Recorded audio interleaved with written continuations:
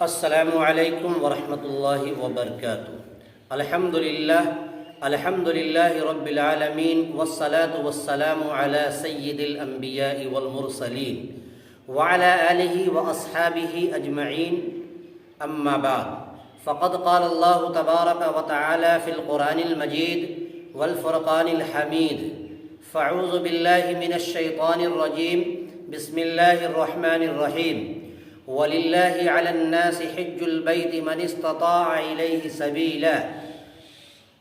قال النبي صلى الله عليه وسلم: العمرة إلى العمرة كفارة لما بينهما، والحج المبرور ليس له جزاء إلا الجنة، رواه البخاري، أو كما قال عليه الصلاة والسلام۔ میرے نہایت ہی واجب الاحترام بزرگوں، دوستوں، دینی نورانی عرفانی بھائیوں، حج اسلام کے 5 ارکان میں سے ایک اہم رکن ہے۔ حج وہ عبادت ہے جس کے اندر مال بھی صرف ہوتا ہے، جس کے اندر جان بھی صرف ہوتا ہے، اور جس کے اندر طاقت بھی انسان کی لگتی ہے۔ اسلام کے 5 بنیادی ارکان میں سے ایک اہم رکن ہے حج، جو امت کے صاحب نصاب مالدار شخص کے اوپر، مالدار فرد بشر کے اوپر سال میں ایک مرتبہ فرض ہوتا ہے۔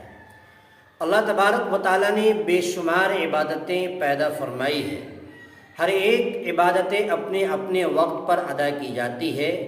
لیکن حج جو سال میں ایک مرتبہ نصیب ہوتا ہے، ایک مرتبہ آتا ہے، یہ حج کی عبادت جو ہے امت کے مالداروں پر باری تعالیٰ پروردگار عالم نے رکھا ہے۔ اور حج یہ بہت بڑی اہم عبادت ہے، اللہ تبارک و تعالیٰ کی محبوب عبادت ہے، اللہ تبارک و تعالیٰ کی ایک خاص عبادت ہے، جس میں کہ اللہ تبارک و تعالیٰ اور اللہ تبارک کے بندے، یعنی بندے اور اللہ تبارک و تعالیٰ کے درمیان بات کرنے کا اور مانگنے کا ایک کھلا ہوا ایک معجزہ اور ایک وقت ہوتا ہے۔ حج کی بڑی فرضیتیں کتابوں کے اندر نازل ہوئی ہے، قرآن مجید کے اندر بھی بے شمار آیتیں حج سے متعلق اللہ تبارک و تعالیٰ نے نازل فرمایا ہے، اور اللہ کے پیارے آقا ہم سب کے سرور دو عالم جناب محمد الرسول اللہ صلی اللہ علیہ وسلم نے حج کے بارے میں اور حج کی فضیلتیں اپنے حدیث مبارکہ کے اندر بے شمار اپنی زبان مبارک سے فرمایا ہے۔ معلوم چلا کہ یہ حج کی بڑی فضیلت آئی ہے، کتاب اللہ اور سنت رسول اللہ کے اندر بڑی فضیلت آئی ہے۔ اللہ تبارک و تعالیٰ نے حج سے متعلق کئی مقامات پر اعلان کیا، کہیں پر یہ کہا وَأَذِّن فِي النَّاسِ بِالْحَجِّ يَأْتُوكَ رِجَالًا، کہ آپ لوگوں میں جو ہے حج کا اعلان کر دیجئے اور لوگ پیدل جو ہے اپنے مقام یعنی کعبہ کی طرف چل کر آئیں گے۔ اسی طریقے سے بعض جگہ یہ کہا الحج اشہر معلومات فمن فرج فیہن الحج فلا رفث ولا فسوق ولا جدال فی الحج۔ اسی طریقے سے اللہ تبارک و تعالیٰ نے فرمایا وَلِلَّهِ عَلَى النَّاسِ حِجُّ الْبَيْتِ مَنِ اسْتَطَاعَ إِلَيْهِ سَبِيلًا۔ اسی طریقے سے حضرت ابراہیم اور حضرت اسماعیل علیہ السلام سے متعلق بھی بہت سی آیت ہے جو حج سے متعلق ہے، حج سے تعلق رکھتی ہے۔ حضرات محترم، میں یہ بتانا چاہتا ہوں کہ جو آیت کریمہ میں نے خطبے میں پڑھا وَلِلَّهِ عَلَى النَّاسِ، اس آیت کے ترجمے پر ذرا غور کیجیے، اللہ ہی کے لیے لوگوں پر، وَلِلَّهِ عَلَى النَّاسِ حِجُّ الْبَيْتِ، بیت اللہ کا حج ہے، مَنِ اسْتَطَاعَ إِلَيْهِ سَبِيلًا، کہ جو شخص اس کی طرف یعنی وہاں تک جانے کی استطاعت رکھتا ہو، اس راستے کی طرف جانے کی استطاعت اور طاقت رکھتا ہو، اس کے اوپر اللہ تبارک و تعالیٰ کے لیے حج کو فرض کیا گیا ہے، باری تعالیٰ نے فرض کیا ہے۔ اب اس آیت کریمہ میں دیکھیے استطاعت جو ہے، استطاعت کا لفظ ذکر ہوا ہے۔ مفسرین لکھتے ہیں کہ استطاعت سے صرف اور صرف استطاعت بالمال مراد نہیں، بلکہ استطاعت بالقوہ بھی مراد ہے، یعنی مال کی طاقت کے ساتھ ساتھ بدن کی طاقت بھی مراد ہے۔ لہذا اگر کسی انسان کے اندر دونوں طاقتیں یکجا ہو جائے، یعنی مال کی بھی طاقت ہے اور بدن کی بھی طاقت اس کے اندر موجود ہے، تو میرے محترم بزرگوں اور دوستو، حج کے تمام رکن کو ادا کرنے میں بہت آسانی میسر ہوتی ہے، آسانی پیدا ہو جاتی ہے۔ گویا کہ حج کی بڑی فرضیت ہے، اس لیے مسلمانوں سے میں گزارش کرتا ہوں کہ جس کو اللہ نے مال دیا، اللہ تبارک و تعالیٰ نے دولت دی، خزانہ دیا اور تمام تر ضرورتیں ان کی پوری ہو رہی ہے، لہذا آپ کے اوپر اگر حج فرض ہے تو حج کو اپنے عمر سے پہلے، ضائع ہونے سے پہلے اور وقت سے پہلے حج کو ادا کریں، ورنہ وہ دن دور نہیں ہے کہ پھر ہمارے اندر مال کی طاقت باقی رہے گی لیکن ہمارے اندر سے بدن کی طاقت ختم ہو جائے گی۔ اگر بدن کی طاقت موجود ہے تو مال کی طاقت ختم ہو جائے گی۔ ضروری نہیں ہے کہ بیک وقت دونوں طاقتیں موجود ہوں، بہرحال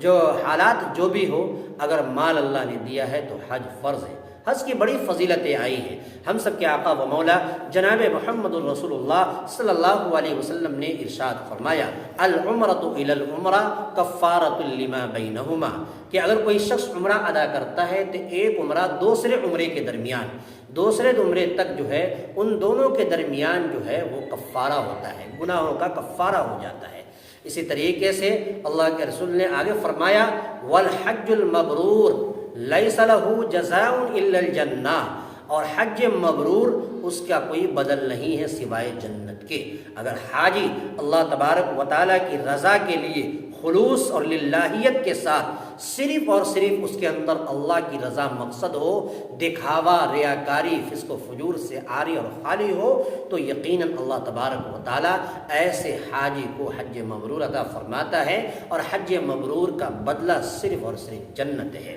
اسی طریقے سے حج کے بارے میں ایک موقع سے اللہ کے رسول صلی اللہ علیہ وسلم نے ارشاد فرمایا، مسلم شریف کی روایت ہے، الحج یہدم ما کان قبلہ، کہ حج جو ہے ان تمام پہلے کے تمام گناہوں کو ختم کر دیتا ہے، مٹا دیتا ہے۔ ایک موقع سے یہ بھی ارشاد ہے کہ حج کرنے والا حاجی اس مقام سے ایسا لوٹتا ہے جیسا کہ وہ اس دن تھا جس دن اس کی ماں نے اس کو جنم دیا تھا، ایسا بن کر کے ایک حاجی اس مقام سے لوٹتا ہے۔ اس لیے حج کی بڑی فرضیت ہے، اور حج کو ادا کرنے میں سستی سے، کاہلی سے کام نہیں لینا چاہیے، اور جب وقت ملتے ہی، وقت کو غنیمت سمجھتے ہی اللہ تبارک و تعالیٰ کی رضا کے لیے مسلمانوں حج کی فرضیت کو ادا کرنا چاہیے، ورنہ اللہ کے رسول صلی اللہ علیہ وسلم کی ایک بہت بڑی تاکید بھی ہے، اور ایک بہت حج نہ کرنے والوں کے لیے جو ایک وعید بھی ہے، سخت وعید ہے۔ اس کے بارے میں کہا کہ یاد رکھو مسلمانوں، جس کو اللہ نے مال دیا، جس کو اللہ نے دولت دی، جس کو اللہ نے مال کی فراوانی عطا کی، جس کو بدن کے اندر طاقت ہے، اگر ایسا شخص حج نہیں کرتا ہے تو حدیث کا ٹکڑا انشاء یہودین انشاء و انشاء نصرانین، کہ ایسا شخص چاہے تو یہودی ہو کر مرے یا نصرانی ہو کر کے مرے، اتنی سخت وعید ہے۔ اس لیے امت کے تمام فرد بشر، وہ لوگ جن کو اللہ نے مال دیا، جن کو اللہ نے دولت دی، جن کو اللہ نے طاقت دی، لہذا اللہ تبارک و تعالیٰ کی محبوب عبادت اسلام کا ایک اہم رکن حج کو ادا کرنے میں سستی سے، کاہلی سے اور کام نہیں لینا چاہیے، اللہ کی رضا کے لیے کام کرنا چاہیے۔ اس لیے اللہ تبارک و تعالیٰ سے میں دعا کرتا ہوں، باری تعالیٰ پروردگار عالم ہم سب کو قرآن و سنت کے مطابق اپنی اور اپنی مرضیات کے مطابق ہم سبوں کو زندگی گزارنے کی توفیق مرحمت فرمائے۔ آمین۔ وآخر دعوانا ان الحمد للہ رب العالمین۔